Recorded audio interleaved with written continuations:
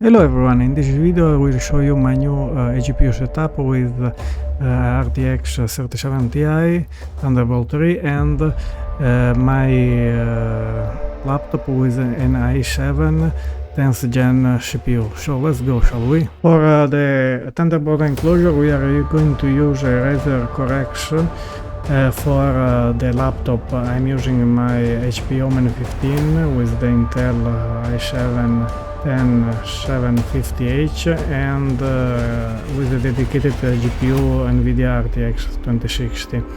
Then we are going to test the GPU with an RTX 3060 OC by ASUS and with an MSI Gaming Trio Nvidia RTX 3070 Ti. And now we are going to unbox the Razer Correx, which is a Thunderbolt 3 enclosure. The Thunderbolt 3 standard is quite equivalent to the Thunderbolt 4 standard because both have a theoretical bandwidth of 40 gigabit and a real bandwidth around 32 gigabit per second. But in the near future the Thunderbolt 5 will be released, and for that standard the theoretical bandwidth will be 80 gigabit per second or 120 gigabit per second in alternate mode.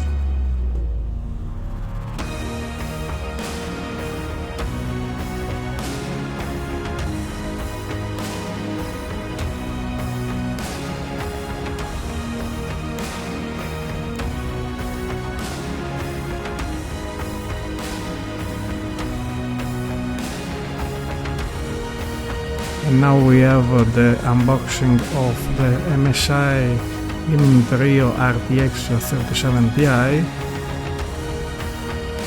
So let's unbox it.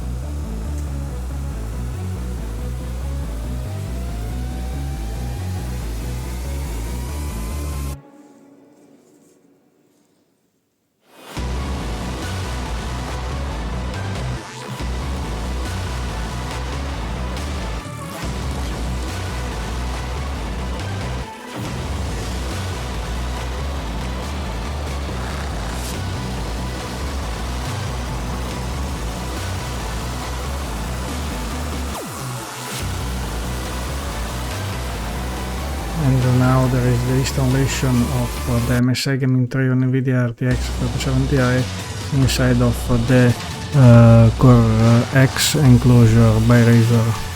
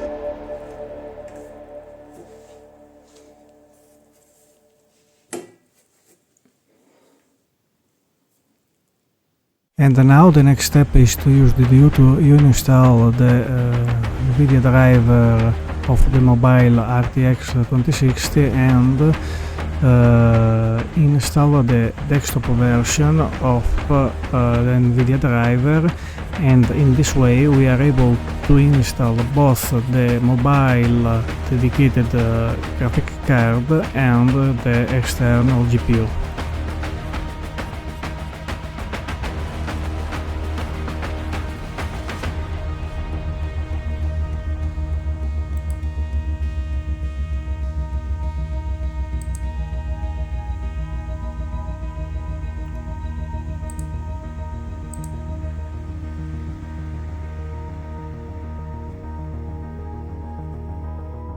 To activate the eGPU at Windows login, it is necessary to set to allow the administrative template system kernel protection DMA enumeration policy for external device incompatible with kernel DMA protection in Group Policy Manager Editor. For the performance test, we are going to use 3D Mark TimeSpy, and we compare the result of the RTX 2060 dedicated GPU with the RTX 3060 eGPU and the RTX 3070 Ti eGPU. It is very important to be noted that the performance result in TimeSpy is only specific for this kind of benchmark, and for example on other games like Horizon Zero Dawn, the eGPU performs very poorly. In other games, the performance are quite good. This depends on the game optimization and how much PCIe bandwidth the game is going to use. So in some games the eGPU will be very good, in other not so much.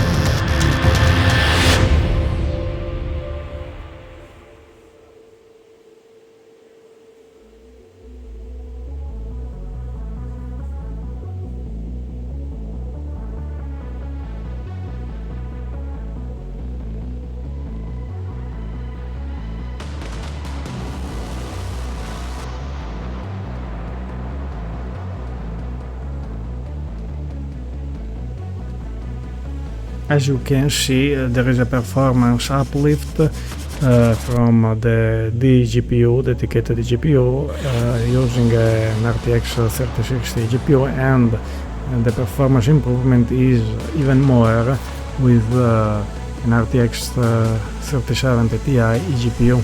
And the RTX 3070 Ti eGPU has doubled the performance of the dGPU RTX 2060.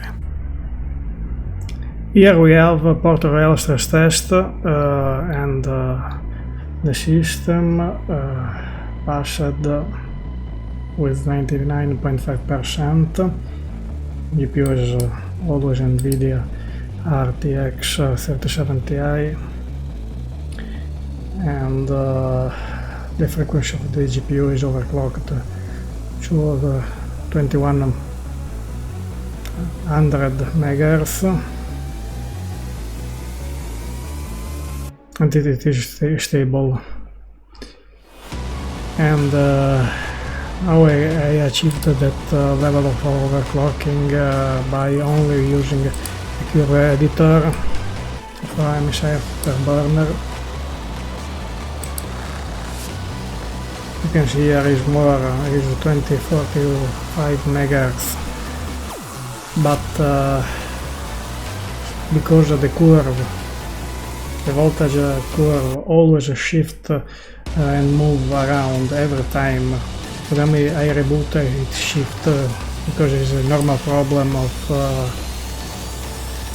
MSI Afterburner and other overclocking software. I use a script at startup of Windows if the external GPU is connected, and the script is the following. When I find it, the script, and here it is,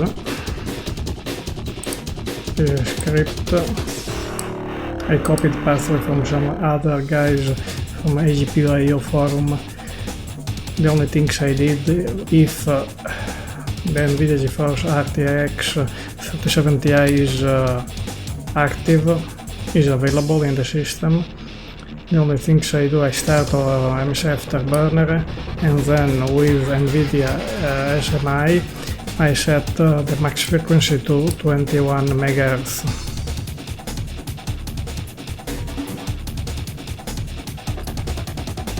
So here I put a little bit more because the curve shift and move up and down, so can go down, for example, less than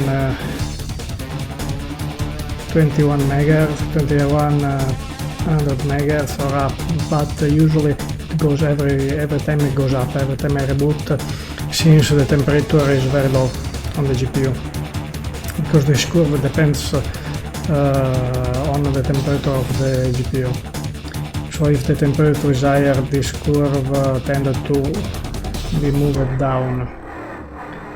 If the temperature is low, the curve is moved up. So the only way to limit and make the overclock frequency stable to 2100 MHz, it is by using a script and using the software provided by Nvidia. With this command you set the minimum frequency, which is not very important, but the important thing is you set the maximum frequency. So even if here is 2145, it is limited to 21 MHz, 2100 MHz. So without this, setting this, naturally the frequency will jump to 2145 and the test don't pass, because I found the limit of the card, and in this case the limit of the card is 2100 MHz at 1.075 volt on 1075 millivolt. So this is the stress test with overclocking. The current temperature of my room is 29.4 degrees, so it is quite high. The temperature for the GPU now, which is in idle but in high performance mode active, is 46 degrees. I configure also the fan curve, because by default the fan starts spinning when the temperature is around 60. Instead, I prefer always the fan speed a little bit, move a little bit of air to keep the car cooler. So I made this fan curve, and in this way the temperature is very under control. I think, I don't know if there is the temperature in this, no, I don't think it is, but it is quite stable.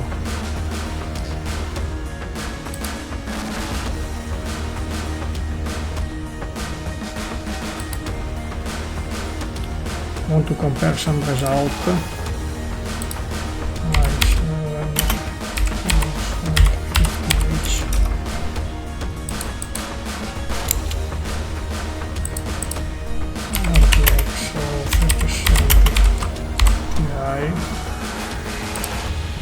No temps by. Is Sport Royale. Now stability. I have even a test here made in July. I don't know. Yes. It is quite recent. Yes, I already did with the overclocking. So that is the stress test, the stability test on 20 passes, 20 loops. And so all loops. The first one is the worst. I guess it is the average FPS. This Sport Royale is quite heavy test because it uses ray tracing, so it's very heavy, even for 37 Ti, and moreover with